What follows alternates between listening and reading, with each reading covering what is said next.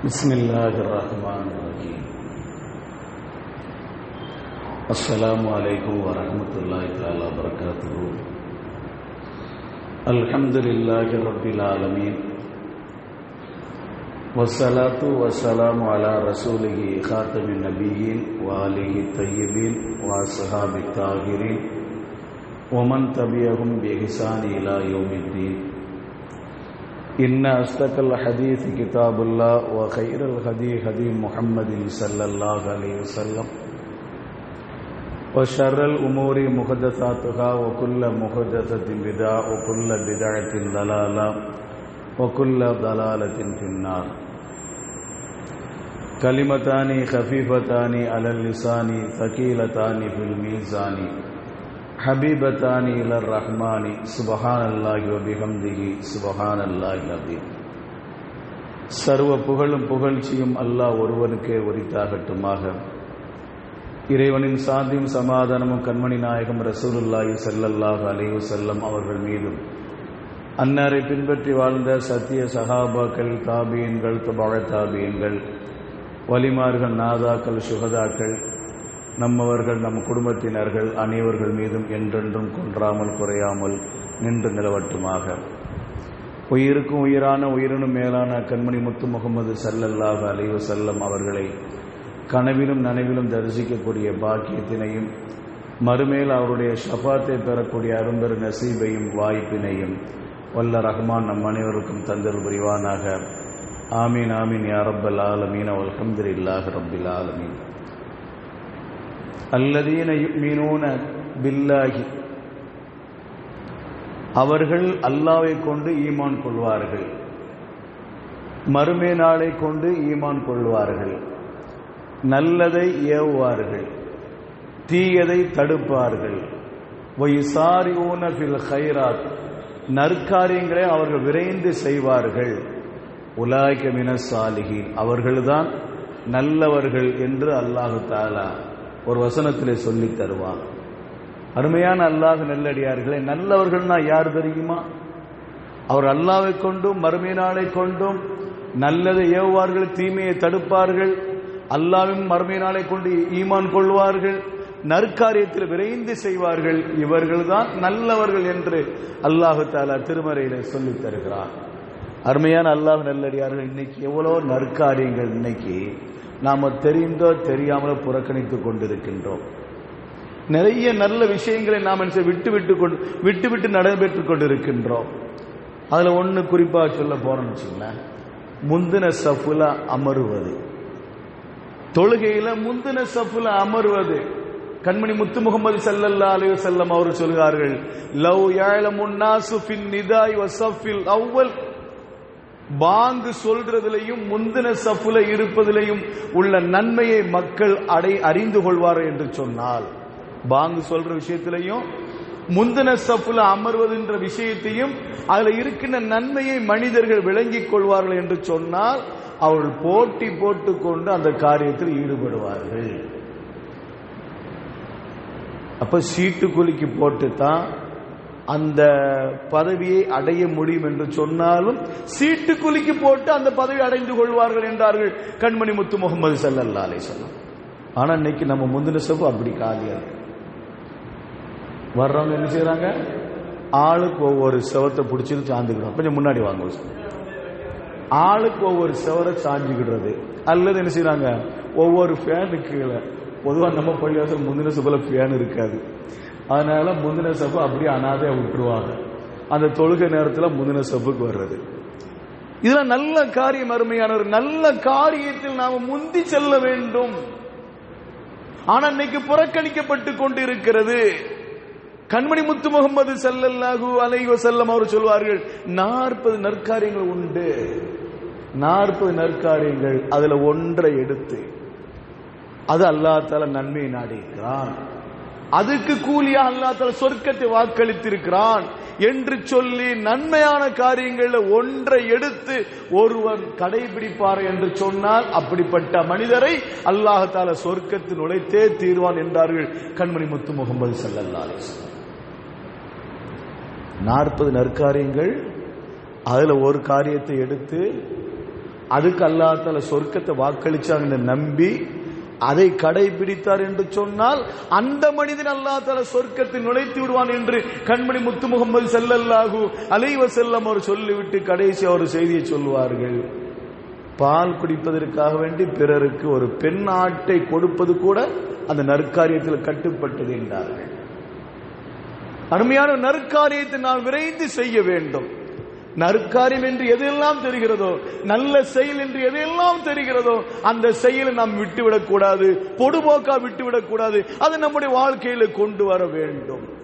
குர்ஆன்ல ஒரு வசனத்தை அல்லாஹ் தஆலா சொல்வான், யா அய்யுஹல்லதீன ஆமனு இதா நாஜைதுமுர் ரசூல ஃபகத்திமு பைன யதை நஜ்வாக்கும் ஸதகா. ஈமான் கொண்டவர்களே, நீங்கள் நபிகள் நாயகம் ஸல்லல்லாஹு அலைஹி வஸல்லம் அவர்களோடு சம்பாஷணை செய்ய நாடினால், இதா நாஜைதுமுர் ரசூல, அந்த ரசூலோடு நீங்கள் சம்பாஷணை செய்ய நாடினால், ஃபகத்திமு பைன யதை நஜ்வாக்கும் ஸதகா, உங்களுடைய சம்பாஷணைக்கு முன்னால ரசூலுக்காக வேண்டி கொஞ்சம் தர்ம பொருளை நீங்கள் சதக்கா செய்துவிட்டு ரசூலோடு வந்து பேசுங்கள், ரசூலோடு அமருங்கள் என்று அல்லாஹ் தஆலா சொன்னான்.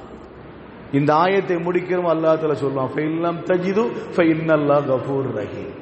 அப்படி தர்ம பொருளை உங்களால் பெற்றுக்கொள்ள முடியவில்லை என்று சொன்னால் பரவாயில்லை, இன்னல்லாஹ் நிச்சயமா அல்லாஹ் ஆகிறவன் கஃபூர் மன்னிக்க கூடியவனா இருக்கிறான், ரஹீமுன் கிருபையாளனா இருக்கிறான் என்று அல்லாஹ் சொல்றான். இதெல்லாம் ஒரே ஆயத்து தான். நம்ம ஓதின ஆயத்து ஒரே ஆயத்து. இந்த ஆயத்து நடைமுறையில் எவ்வளவு நேரம் இருந்துச்சு தெரியுமா? கணப்பொழுதுதான் நடைமுறையில் இருந்துச்சு. நீங்க ரசூலோடு சம்பாஷணை செய்ய நாடினால், நீங்கள் தர்ம பொருளை நீங்கள் கொடுத்து அல்லாஹ்வுடைய பாதையில தர்மம் செய்து விட்டு நீங்க ரசூலோடு பேசிக் கொள்ளுங்கள். சும்மா சும்மா உட்கார்ந்து ரசூலோடு பேசிக் கொண்டு இருக்காங்க. சும்மா சும்மா ரசூலுக்கு தொந்தரவு கொடுக்கும் விதமாக நீங்க ரசூலுக்கு முன்னால பேசிக்கிட்டு இருக்காதீங்க.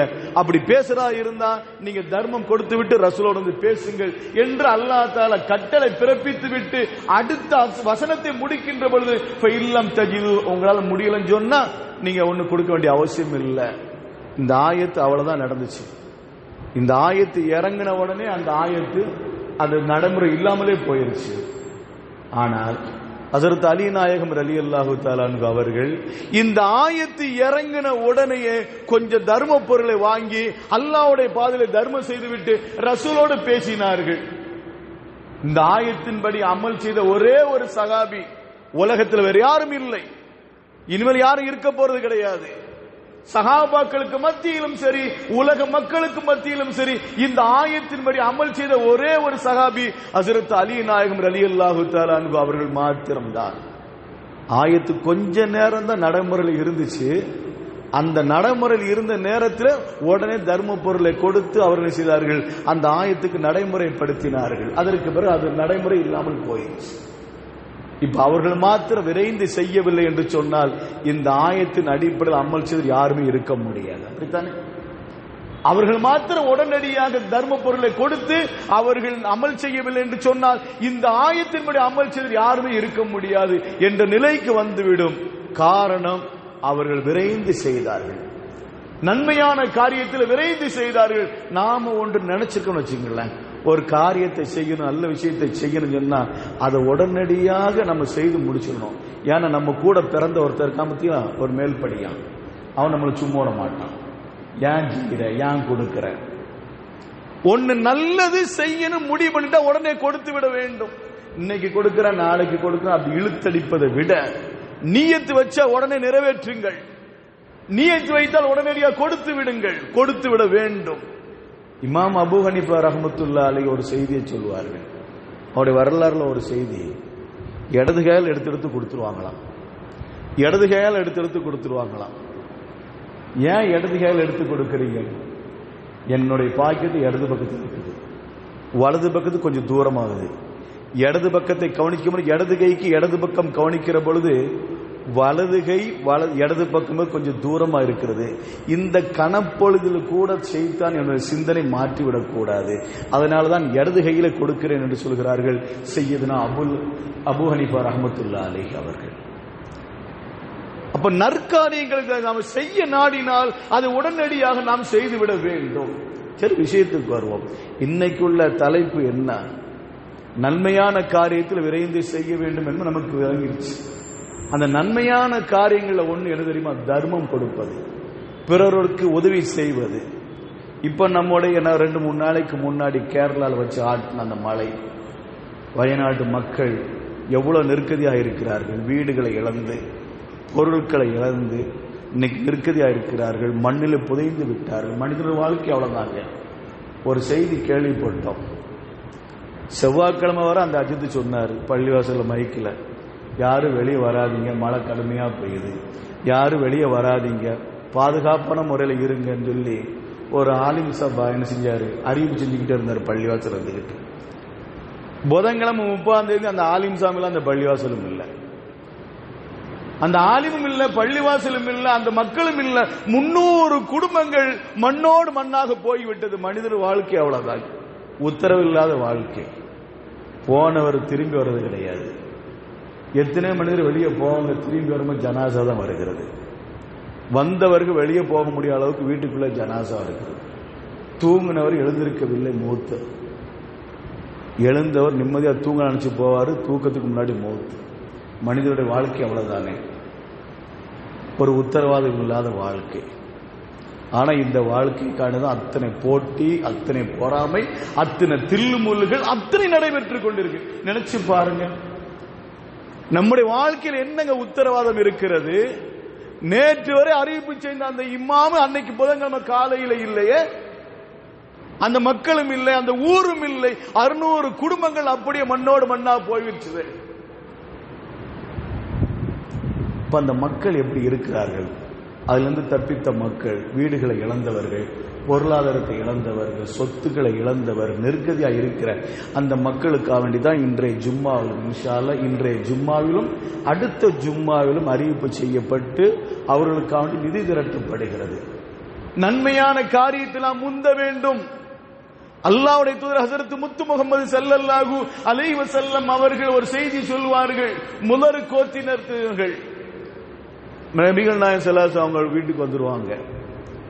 அவங்க மேல ஆடை கிடையாது, ஒழுங்கான ஆடை இல்லை, செருப்பு இல்லை, கிழிஞ்சு போன உடையை உடுத்திக் கொண்டு பரதேசி கோலத்தில் கண்மணி முத்து முகமது ஸல்லல்லாஹு அலைஹி வஸல்லம் அவர்களுக்கு முன்னால் வந்து நிற்பார்கள். கண்மணி முத்து முகமது ஸல்லல்லாஹு அலைஹி வஸல்லம் அவர்கள் கண்ணீர் வடிப்பார்கள். கண்ணீர் வடித்தார்கள், இவ்வளவு சிரமப்படுகிறார்களே. வெளியே வந்து பார்த்தாங்க, பிலால் ரலியல்லாஹு அன்ஹு பாங்கு சொல்லுங்கன்னு சொன்னாங்க. பாங்கு சொல்லப்பட்டது, இகாமத் சொல்லப்பட்டது. கண்மணி முத்து முகமது ஸல்லல்லாஹு அலைஹி வஸல்லம் தொழுகை நடத்திவிட்டு மெம்பர்ல ஏறி நின்றார்கள். மெம்பர்ல ஏறி நின்று கண்மணி முத்து முகமது ஸல்லல்லாஹு அலைஹி வஸல்லம் அவர்கள் செய்தியை சொன்னார்கள்.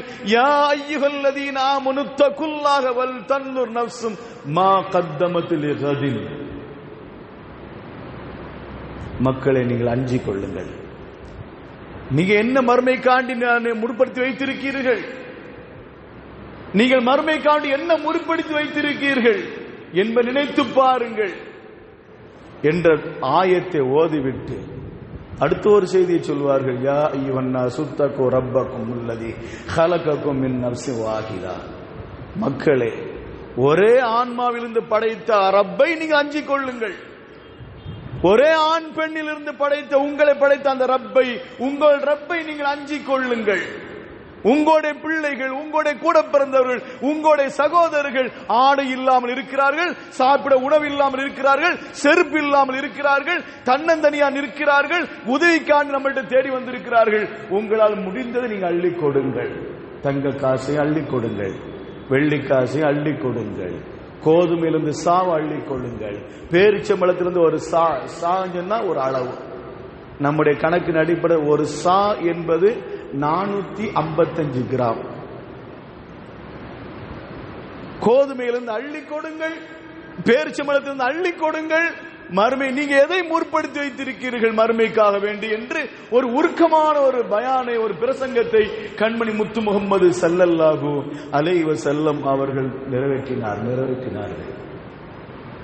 அப்போ ஒவ்வொரு சஹாபாக்களா வந்து கொடுத்தார்கள். ஒவ்வொரு சஹாபாக்களா வந்து கொடுத்தார்கள்.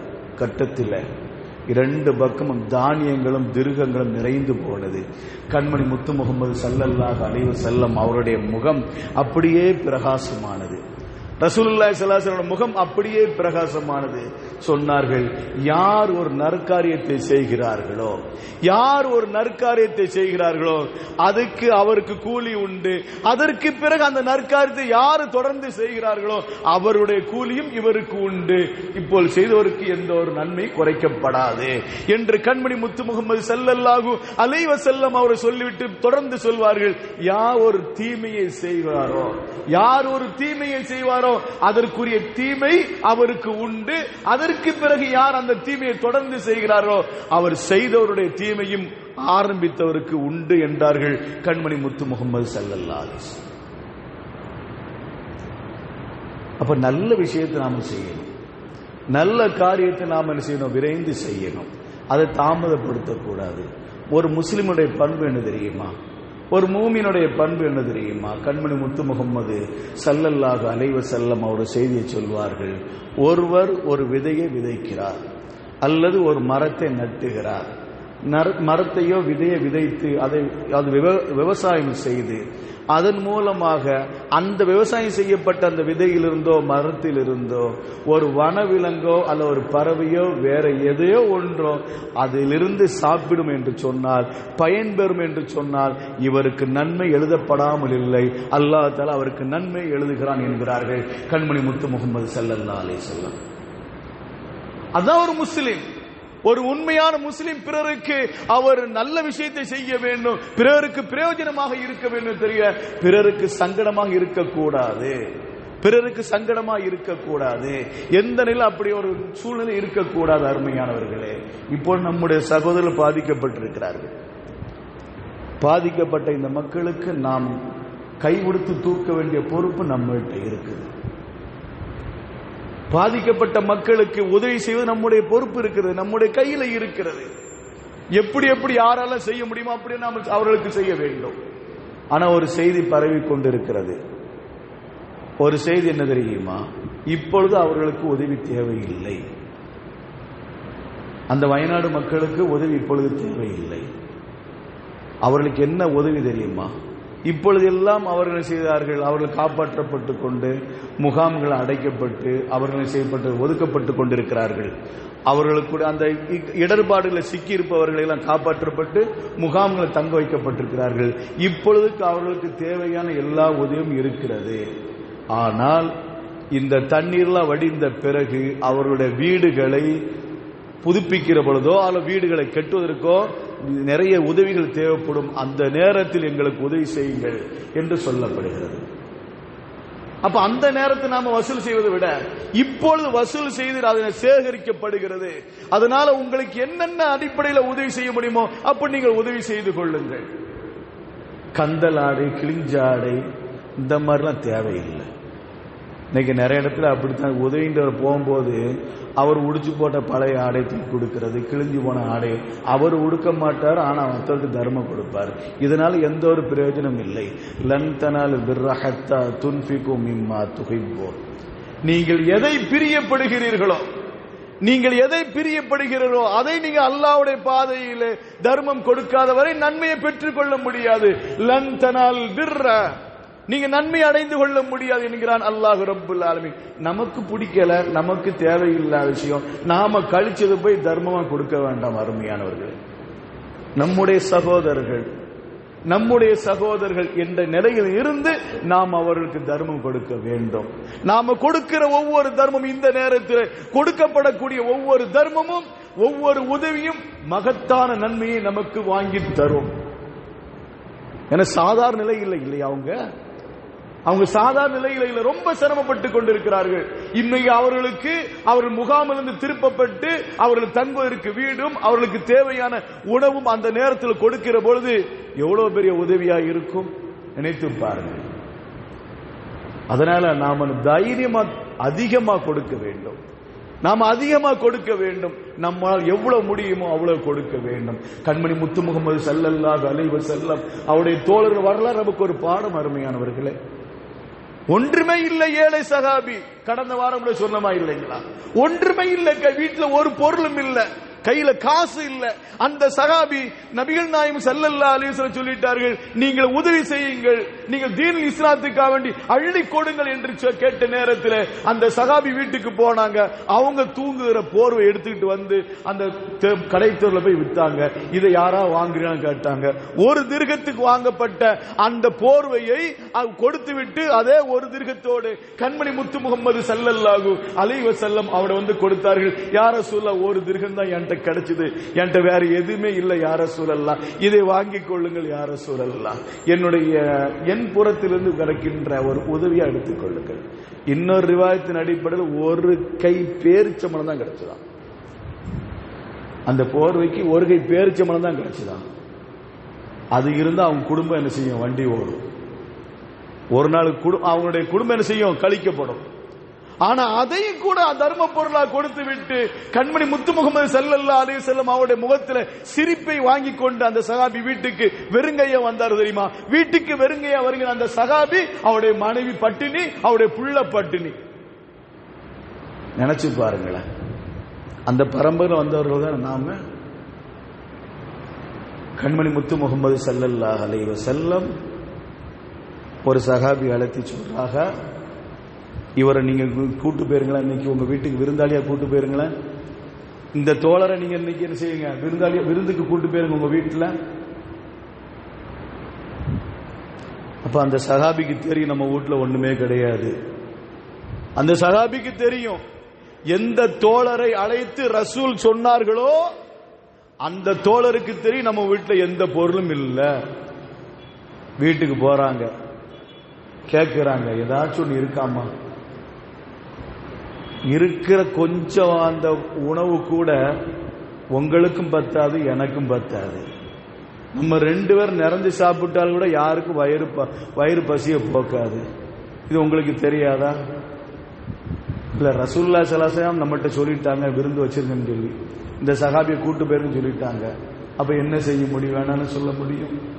நான் கூட்டு வந்துட்டேன். இன்னைக்கு சொன்னா நல்லா இருக்குமா?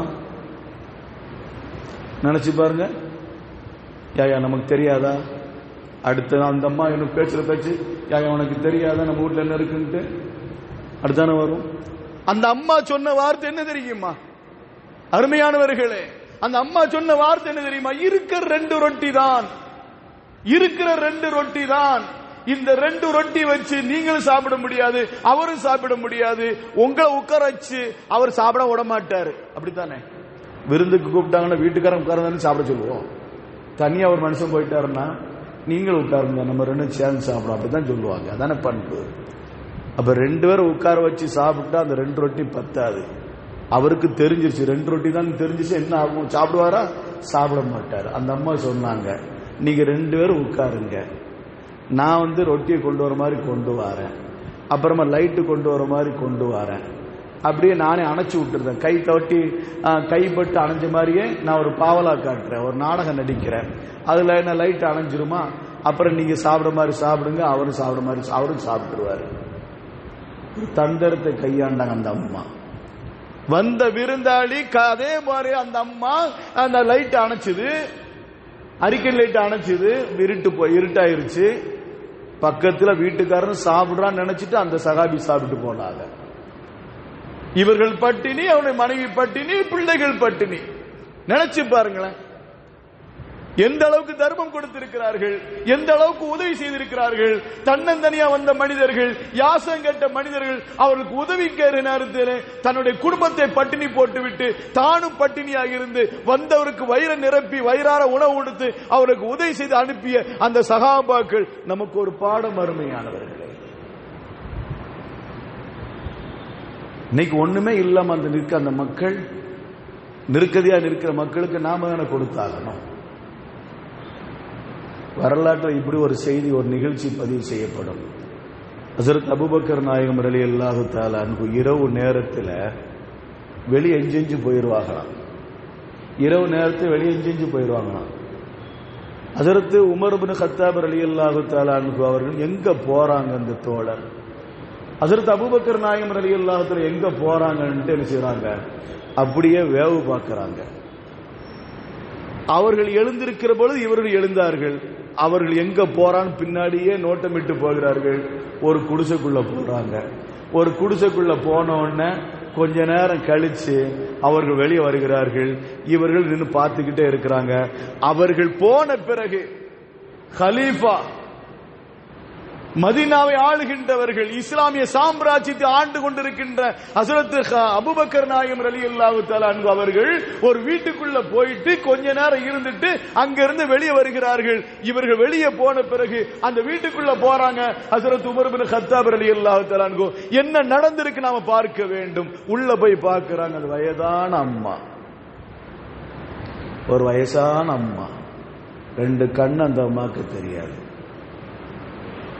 அந்த அம்மாவுக்கு முன்னால சாப்பாடு இருக்குது. அந்த அம்மாவுக்கு முன்னால சாப்பாடு இருக்குது. பேரிச்சம்பழம் இருக்கிறது. அந்த அம்மா தலை சீவி விட்டு நல்ல ஆடை அணி வச்சு விட்டு அந்த அம்மா இருக்கிறாங்க. இப்ப வந்து போய் கேட்கிறாங்க. இப்ப வந்தாங்களே ஒருத்தவங்க, அவங்க உங்களுக்கு என்ன பண்ணாங்க, வந்து என்ன செஞ்சாங்க, இங்க வந்து என்ன செஞ்சாங்க? நாட்டினுடைய கலீஃபா சக்கரவர்த்தி ஹஸரத் அபூபக்கர் நாயகம் ரலியல்லாஹு தஆலா அன்ஹு, நபிமார்களுக்கு அடுத்து உலக மக்கள் சிறந்தவர்கள் என்று சொல்லப்படுகின்ற ஹஸரத் அபூபக்கர் நாயகம் ரலியல்லாஹு தஆலா அன்ஹு அவர்களை பற்றி விசாரிக்கிறார்கள். இப்பொழுது வந்த அந்த மனிதர் இந்த வீட்டில் என்ன செஞ்சுட்டு போனாங்க என்று கேட்ட பொழுது சந்தேக கண் கொண்டு கேட்கவில்லை. அந்த சந்தேகம் எந்த சஹாபிக்கும் வராது. ஆனா என்ன காரியத்தை செஞ்சாங்க, அந்த காரியத்தை நாளையிலிருந்து செய்யணும், அந்த காரியத்தை நான் நாளையிலிருந்து செய்யணும், உதவி செய்ய வேண்டும் என்ற நோக்கத்தில் கேட்கிறாங்க. அந்த அம்மா சொன்னாங்க, என் வீட்டில் இருக்கின்ற பாத்திரத்தெல்லாம் விளக்கிக்கிட்டு, இங்க இருக்கிற ட்ரெஸ் எல்லாம் துவைச்சு எடுத்துட்டு, என்னுடைய தலையை சீவி விட்டு, என்னை குளிப்பாட்டி விட்டு, எனக்கு ட்ரெஸ் அனுப்பிச்சுட்டு என் வீட்டை கிளீன் பண்ணி சுத்தம் பண்ணிட்டு போவாங்க. யாருன்னே தெரியாது. டெய்லி நைட் வராங்க, இந்த வேலை பண்ணிட்டு போயிட்டே இருக்கிறாங்க அப்படின்னு அந்த அம்மா, அந்த வயசான அம்மா ஹஸரத் அபூபக்கர் ரலியல்லாஹு தஆலா அவருடைய செயல்பாட்டை குறித்து உமர் இப்னு கத்தாப் ரலியல்லாஹு தஆலா அன்ஹு அவரிடம் சொன்னார்கள்.